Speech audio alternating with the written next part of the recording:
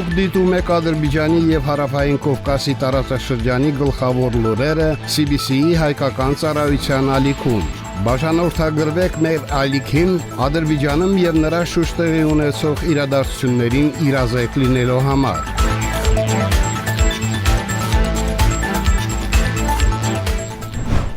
Այսօր մայիսի 21-ն է, օրվա կարևոր լուրերը CBC հայկական ծառայության եթերում։ Ղարաբաղը վերականգնման ինտեգրված մոտեցման մոդել է։ Ադրբեջանցի զինծառայողները մասնակցում են Էֆես 2026 բազմազգ զորավարժություններին։ Ջաբրայելցիները վերադառնում են հարազատ հող։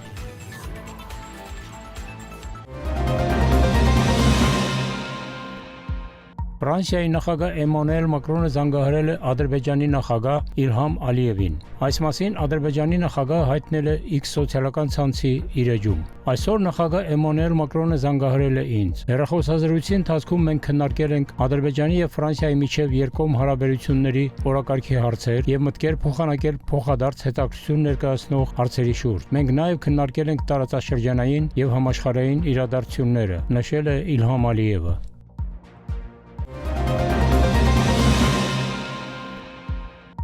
Համաշխարհային քաղաքային ֆորումի 13-րդ նստաշրջանի շրջանակներում քաղաքաշինության եւ ճարտարապետության պետական կոմիտեի նախագահ ՎՈՒՎ 13-ի ազգային համակարգող Անար Գուլիևը հանդիպել է Մեքսիկայի գյուղատնտեսության տարածքային եւ քաղաքային զարգացման նախարար Էդնա Ելենա Վեգա Ռանգելի հետ։ Այս մասին տեղեկատվությունը զետեղված է կոմիտեի սոցիալական ցանցի էջում։ Հանդիպման ընթացքում քննարկվել են համագործակցության հեռանկարները։ Ադրբեջանական կողմը նաեւ կիսվել է քաղաքային վերափոխման, կյանքի որակի բարելավման եւ հետկոնֆլիկտ վերականգնման իր փորձով մեծ վերադարձ ծրագրի շրջանակներում, բայց այդ կողմերը մտքեր են փոխանակել համաշխարհային քաղաքային ֆորումի կազմակերպման վերաբերյալ։ Նշվել է, որ Մեխիկո քաղաքը կհյուրընկալի համաշխարհային քաղաքային ֆորումի հաջորդ 14-րդ նստաշրջանը։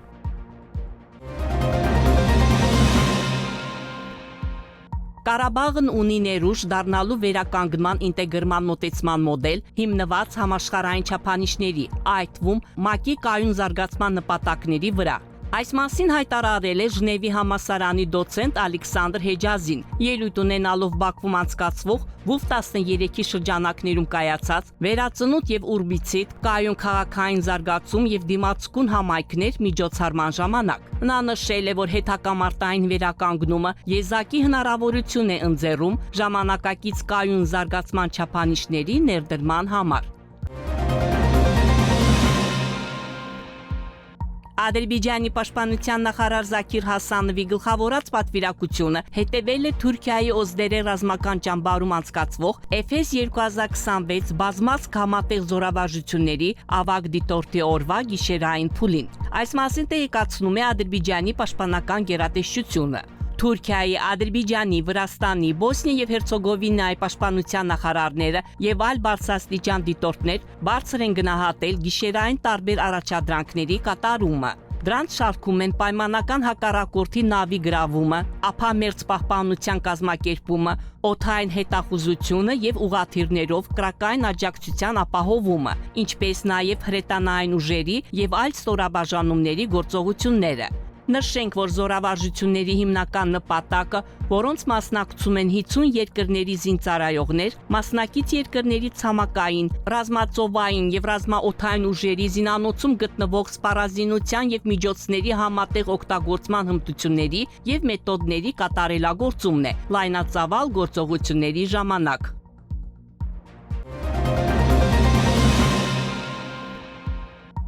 Ամերիկայի Միացյալ Նահանգների նախագահ Դոնալդ Թրամփը հայտարարել է, որ շատ լավ հեռախոսազրույց ունեցել Թուրքիայի նախագահ Ռեջեփ Թայիփ Էրդողանի հետ։ Նա ասել է, որ շատ լավ հարաբերություններ է զարգացրել Թուրքիայի առաջնորդի հետ։ Հրաշալի չէ լավ հարաբերություններ ունենալ շատ կոշտ մարդկանց հետ։ Նա կոշտ մարդ է, բայց ոչ ոք չունի այն հարաբերությունները, որոնք ես ունեմ նրա հետ, նշել է ԱՄՆ նախագահը։ Թրամփը նաև Էրդողանին անվանել է իսկական դաշնակից, ընդգծելով թուրք ժողովրդի հարգանքը իր առաջնորդի նկատմամբ։ Ավելի վաղ Թուրքիայի նախագահի գրասենյակը հայտնել էր, որ Թրամփի հետ հեռախոսազրույցի ընթացքում Էրդողանը աջակցել է Միացյալ Նահանգների եւ Իրանի միջև հրադադարի երկարաձգմանը։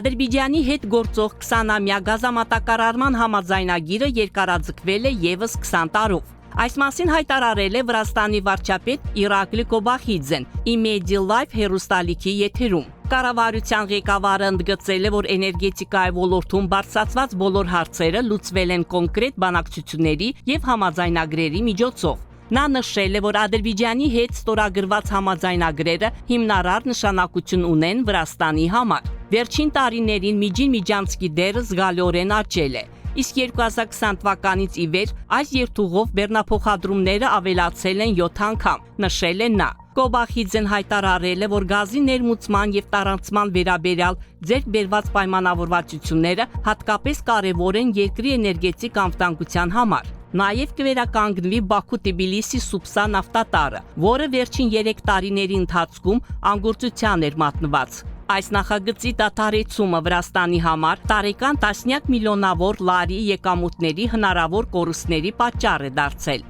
հավելել է վարչապետը։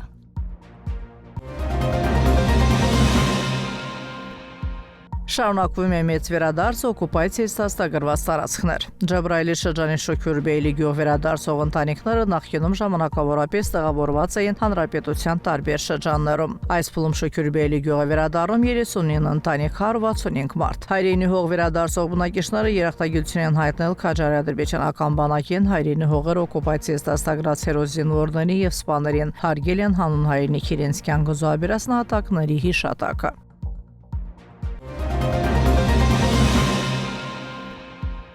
Ադրբեջանցի Սեղանի թենիսի խաղացող Նիհատ Մամեդովը գրանցվել է Գիննեսի ռեկորդների գրքում։ Ադրբեջանի Սեղանի թենիսի ֆեդերացիան տեղեկացնում է, որ նա համաշխարհային ռեկորդ է սահմանել ապրիլին Շուա մարզահամալիրում կայացած մրցումներում։ Մամեդովը հաջողությամբ գնդակը խաղադաշտ է մտցրել 18-20 մետր հեռավորությունից 1 հարվածով։ Երիտասարդության և սպորտի նախարարության ֆեդերացիայի ներկայացուցիչների և միջազգային մրցավար Զաուր Միքայիլովի հսկողության ներքո։ Նախորդ ռեկորդը 17.50 մետրը պատկանում էր թուրք մարզիկ Օսման Գյուրջոյին։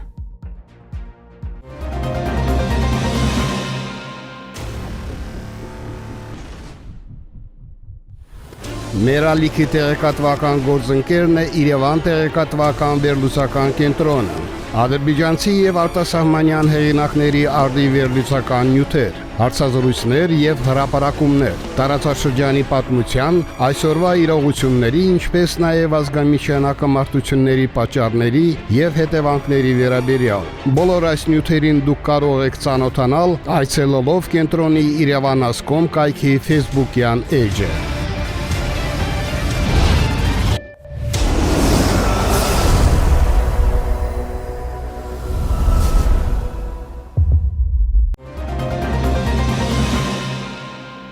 Հայաստանում հունիսի 7-ին կայանալիք խորհրդարանական ընտրությունների քարոզարշավը վերածվել է քաոսային ու պայթունավտանգ գործընթացի, երկրում ստեղծելով լարված եւ անկայուն մթնոլորտ։ Վերջերս ինքնությունը դեռևս չպարզված անձինք ուղիղ եթերի ընթացքում խուլիգանական դրդապատճառներով Հայաստանի վարչապետի հասցեին տարածել են սպանության իրական սպառնալիք պարունակող տեսանյութ, ինչը մեծ վրդովմունք եւ զայրույթ է առաջացրել երկրում։ Ահաբեկչական բնույթ կրող այդ հայտարարությունների վերաբերյալ իր տեսակետն է հայտնել նաեւ քաղաքագետ Հարություն Մկրտչյանը։ Իրականում տեսանյութի հետևից երբ որ գնանք, ես գրեթե վստահ եմ, որ դրա թելերը տանում են դեպի Ռուսաստանի Դաշնություն, եւ ի վերջո եկեք չմոռանանք, որ Ռուսաստանի Դաշնության պաշտոնատար անձինք էին ամիսներ առաջ հնչեցնում նմանատիպ սպառնալիքներով։ Հիմա Ղարաբաղցիներին փորձում են մի խումբ Ղարաբաղցիների Ռուսաստանի Դաշնությունում ծավալած իմ կարծիքով, իհարկե իրավապահները թող պարզեն, եթե սրանք այս դուրսպրծուկները կլինեն Հայաստանի Հանրապետությունում, անպայմանորեն թե իրենց դիմակները իրենց գլխից պետքա հանվի եւ իրենց համապատասխան վայրը մցվի, թե իրենց պետքա համապատասխան ծակը ուղեկցվի առհասարակ, եթե սրանք Հայաստանի Հանրապետությունում են։ Բայց իմ խորին համոզմամբ սրանք Ռուսաստանի Դաշնությունից հիբրիդային պատերազմի տրամաբանության մեջ գործող բաշի բոզուկներ են, վաճառված կենդանիներ են, ովքեր Հայաստանի Հանրապետության ներսում փորձում են նոր հոկտեմբերի 27-ի այսպես մշուշոտ ամպը օդում թևածել եւ նոր հոկտեմբերի 27 պլանավորել։ Մուրազները փորում ամնալ։ Հայաստանի Հանրապետության ժողովուրդը թույլ չի տալու, որպեսզի Հայաստանի Հանրապետությունում Ղարաբաղյան կլանը իր ողջ պերճանքով կրկին անգամ հետ գա։ Ղարաբաղյան կլան չի լինելու։ Հայաստանի Հանրապետությունում Ղարաբաղից փախած, Հայաստանի Հանրապետությունում փախածներով բնակություն հաստատած նրանց մի մասն Ռուսաստանի Դաշնությունն է հիմա փախե։ Այդ փախածներին եմ հիշեցնում, զգուշացնում, որ Հայաստանի Հանրապետությունում Ռոբիկի, Սերժիկի տարիները բնավ հետ չեն գալու։ Այդ մուրազը եւս իրենց փորում է մնալու։ Հայաստանում անցկացվող նախընտրական քարոզարշավը չի անցնում առանց տհաճ ու աղմկահարույց միջադեպերի։ Երևանի տարբեր թաղամասերում, ինչպես քաղաքացիները, այնպես էլ լրագրողները կոշտ քննադատության են ենթարկում նախկին նախագահ Ռոբերտ Քոչարյանին։ Պարոն Քոչարյան, նույն բանը արեցիք, խիկ կրակեցիք մեր վրա։ Վայ, ոնց, չէ՞ հիշում, հիշացնեմ, իսկ դուք Գորգ Քլոյանին ճանաչում եք։ Գիտեք, որ իր երեխան անտեղ մեծացավ ձեր պատճառով։ Ես զարմանում եմ, ոնց եք մտնում։ Ռադեղի Քասախից։ Քասախը քեզ չի ընդունում, Դավաթ ջան, Մարտասպան։ Ես եմ ընդունում։ Տագանքի մեկ տագանք։ Ուր ես եկե մարդկաշ շագատին նայում, դիշավ կա։ Բայ, ես մարդը պատոշ է, ինչ ես խոսում, ինչ մարդասման, ես մարդը պատոշ, ընկերներից գյուլեց, սպանեց, Նիկոլ Փաշինյանը, իրա մեղավորությունն է ես վիճակը, Նիկոլ Փաշինյանի մեղավորությունն է ես վիճակը, մենք իրան չէինք բերել, որ ինքը ասվալտ ու դպրոց սարքեր, այլ մաքրեր սրանցից, պրծնեինք սրանցից։ Պրոբասելու համար մարդ սպանեցիք, հիմա ինչ եք զգում, որ համբար են ասում։ Ինչի են ընդդիմադիրները ոտի կանգնել, որովհետև նրանց դուր չի գալիս, որ հայ ժողովուրդը սկսեց լավ ապրի։ Նրանց պետք է, որ հայ ժողովուրդը լաց լինի, հայ մայրերը, տատիկները, ընտանիքները սկան։ Եվ ես համակրում եմ մեր վարչապետին, մեր ներկա իշխանությանը, մարդիկ քայլում են հանգիստ, խաղաղության շունչը զգացվում է, այո, ամենտեղ խաղաղություն։ Մենք պետք է պահպանենք խաղաղությունը, մեր երկրի անկախությունը, մեր երեխաների ապահովությունը, զարգանում է մեր երկիրը։ Ինչի չեն ուզում զարգանալ։ Այս ամենը նրա վառապացույցն է, որ Հայաստանի քաղաքացիները չեն մոռացել Ռոբերտ Քոչարյանի իշխանության տարիները, երբ երկրում տիրում էին քաոս, բռնություններ եւ քաղաքական լարվածություն։ Մարդիկ հոգնել են թշնամանքի մթնոլորտից եւ երկար տարիներ շարունակվող հակամարտության քաղաքականությունից։ Հասարակության զգալի մասը այսօր խաղաղություն եւ կայունություն է ցանկանում, համոզված լինելով, որ միայն վարչապետ Նիկոլ Փաշինյանի իշխանությունը կարող է երկրում ապահովել անդոր ու խաղաղ զարգացում։ Դուք դիտեցիք օրվա գլխավոր լուրերը CBC-ի հայկական ծառայության ալիքում։ Բաժանորդագրվեք մեր ալիքին, հավանեք եւ մեկնաբանեք, որպեսզի մեր լուրերը ավելի շատ մարդ կարողանա դիտել։